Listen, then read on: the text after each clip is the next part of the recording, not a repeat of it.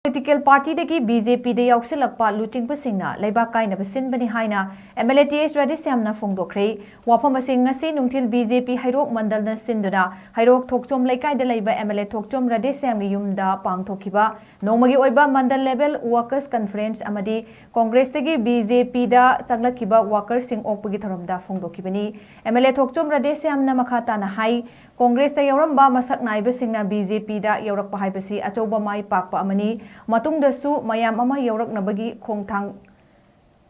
thangkatuna lairabani haina phongdoki pangthokiba thauramadu da hana Congress party de yauramba hairoktagi hanagi jila parisad ki candidate Moirangthem Ras Mohan busu MLATS rade samna lengyan figyan dun okhi amadi Kundrakpam Amarjit su BJP hairok mandal gi president TS Chaurajitna BJP gi lengyan figyan dun taramna okhi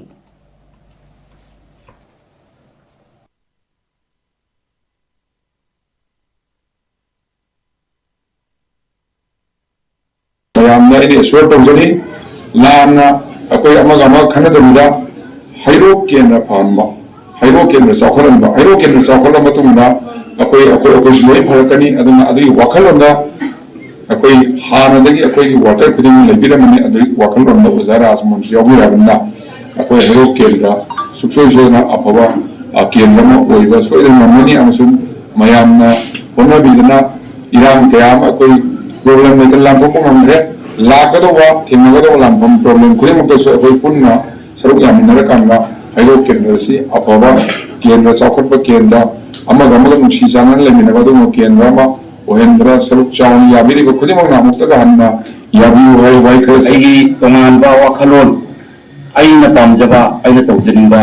ai na thamjinba kendra da ekoi akam ban le tawjinba sing maduda saruk yaminagi bo maru pang sing kaina bagi saina amadi Thamoi sida duma kau ngamdran lagi.